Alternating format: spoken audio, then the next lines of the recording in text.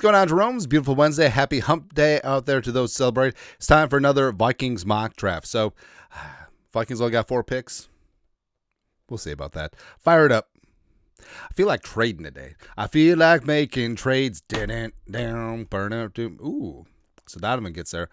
Simmons, Pierce, Hampton, Loveland, Omar, Falat. All right, so let's see here. Up at the top, like nothing too crazy. Will Johnson, 13 to the Dolphins. Kenneth Grant goes to the Bengals. Makes sense. Banks goes to the Broncos. Wow. Starks goes to the. I actually really like Starks with Minka. JPJ in that secondary. Let's go. Egbuka goes to the Packers. That could be a problem. All right, so LB3. The usual cast of characters. I believe M and Wari is still out there because they hate M and Wari as of late. I don't get it. I don't understand it at all. Yeah. All right, so we got 3 trade offers. Check them out. Colts down at 45. Colt 45 and 2 zigzags.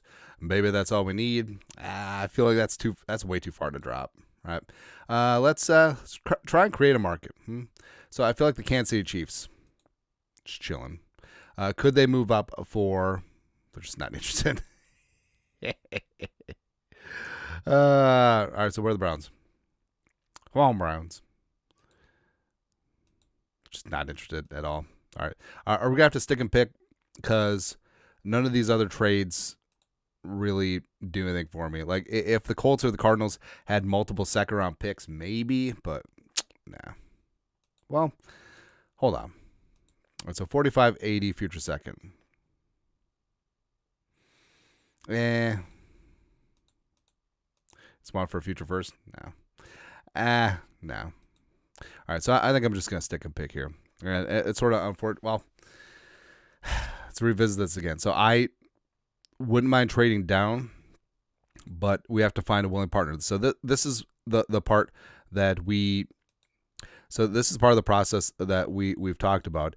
You can want to trade down all that you want, but there's no guarantee that someone wants to trade up, and also there's no guarantee that someone is going to give you the value that you're looking for, right? So that's part of it. So now, we're sort of stuck here. I want to get nuts, man. I kind of want to get nuts. So Colston Loveland, you know him, love him. J.J. McCarthy's numero uno target at the time, 6'4", 245. Played last year with an AC joint separation, which tough as hell.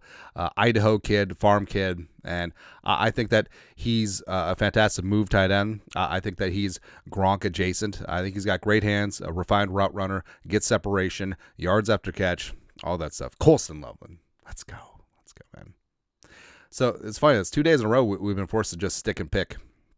Haven't really gotten any enticing trade offers, but I think it's kind of good because it's not a guarantee that the Vikings will be able to move down. And if they do move down, it might not be for the value that you're looking for. All right, 2 trade offers in the window. Let's see who's on board. Makuba. Ransom's underrated. Charles Grant, Gelati, Fannin, Savion, Jammery, Jacob Parrish. All right, so 2 trade offers, 99 and 110. All right, so what are the Jets got? 110, 1 to 45. All right, so Giants G-men, you want to come up? Oh, you don't want this? You never get this. 154 to move down 2 spots. Offer trade. All right, resume. Trade offers again. Chiefs 133. That's a big drop. Eagles. All right, so Eagles is a little more palatable, but you're dropping down 33 spots. So I need a lot.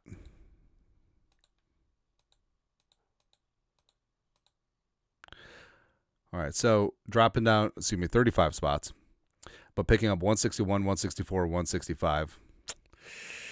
You're basically dropping down a full round. I don't know. Maybe I'll just take a pick. So Makuba is there just chilling, of course. So Jacob Parrish is really good too. I don't know. So I'm actually going to go in a different direction as we usually do. So Jacob Parrish from Kansas State. Now, it seems like Kansas State are each going to have some solid options. Kobe Bryant from Kansas, but Jacob Parrish, Kansas State, a little bit undersized, 5'10", a $198. 76.9 PFF coverage grade last year, 13 passes broken up, 5 interceptions, 66.2 quarterback rating for his career, which is this your card? Which is good. Also, inside-outside capability, 4.35 40. I think that he would be a really nice addition to that cornerback room. Jacob Parrish, welcome on in. You're a Viking. Changing it up, firing it up, one trade offer. Wow. Yeah. All right, so 139. Kyle Williams is there, but we've always been taking Kyle Williams as of late. Tyler Batty. So I think that the Vikings were at his pro day. I think that's what it was. But all right, so Tyler Batty, older prospect, 25, because he was on a mission. 6'6", 271. Heart and hustle type guy, 42 pressures, 1.5 sacks. He's a plus run defender, so he's the guy that you're going to have as your 5-tech, and I think that he can develop as more of a pass rusher. And the 42 pressures speaks for themselves. And I know that people only look at the sacks, but it's about the pressures, because there's a lot of puck luck when it comes to sacks. I mean, with Batty's 42 pressures, he might have ended up with 7.5 sacks easily, but he ended up with 1.5. Sometimes that's what it do. And I've made this case before. There should be a sack assist stat. How many of your pressures directly lead to a sack by someone else by moving the quarterback off the spot? All right, so Tyler Batty, welcome on in. I know, older prospect. Also, I don't care. Anyways, two left. Kwesi Hunter would be fun. Ty Felton, the Vikings done work on. TID, they had in. Craig Woodson's fantastic. Mullins is in there for a top 30 visit. Okay. It feels like they've been lacking on interior offensive line as of late. Take a look at what's available. McLaughlin, Laura Brown. Yeah, it's basically what we're looking at. I feel like Fairchild is just massive value at this stage. Could just go down that route. No trade offers, obviously, because that's what happens. All right, so we would take Kyle, but we want to change things up a little bit. McLaughlin. I like McLaughlin, but I'm not super sold. Yeah, he is coming off the Achilles, so that does raise some eyebrows, but formerly at Alabama, transferred to Ohio State, 6'4", 304. A good anchor, good core strength, even though he's kind of late, but Logan Brown could kick inside. I kind of like longer beam. If we just wanted to completely revamp this secondary, that would be kind of a lot of fun. Also, you do have R.J. Mickens from Clemson. So Mickens, I think, is pretty underrated. So the pride of Clemson, 6 foot, a $199, son of Ray Mickens, if you remember him from back in the day. It's good times. Good size and instincts. Can play in the box, can play split safety, can play all over the place. Technique machine. It isn't going to blow you away with speed, quickness, athleticism, but just knowing how to play the game and playing ball, it's good to go. 75 tackles, 6 tackles for loss, 2 picks, and 7 passes broken up last year. So I think that he would be a solid technician and addition to that secondary. As Harrison Smith playing one more year, Theo extended, Josh Metellus up in there too. So R.J. Mickens, let's go. Ray Mickens was a dude back in the day, man.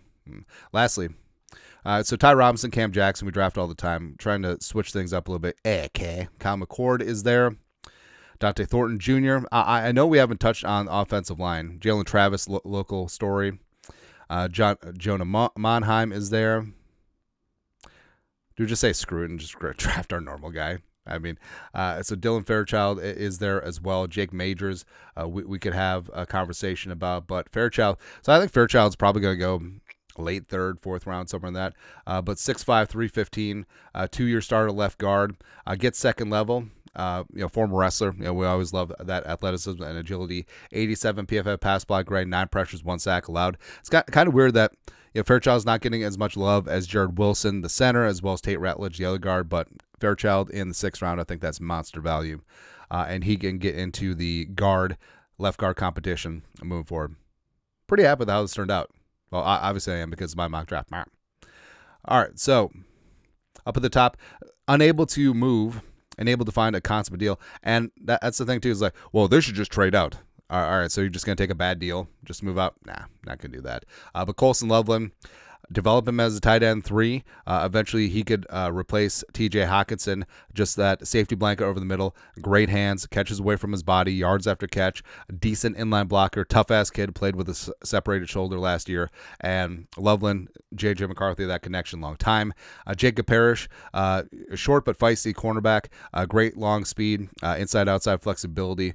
Tyler Batty, a little bit older of a prospect, but he's going to fight you every single step of the way. Pure physicality and power at that 5-tech spot.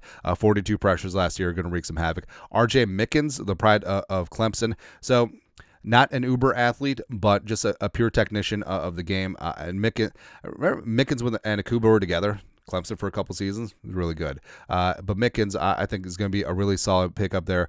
Could play box, could play single high, split safety, all that stuff. And then Dylan Fairchild. Ooh, Fairchild, things are going to get easier. So Fairchild, a 2-year starter at Georgia, highly rated, coming on in at that left guard spot, as well as Fairchild, Brandel, Rouse, Jurgens. May the best player win. Let's go from there. But that's it. That's at Vikings mock draft for this beautiful Wednesday. You guys are the best. You know what to do. Skol. Production value.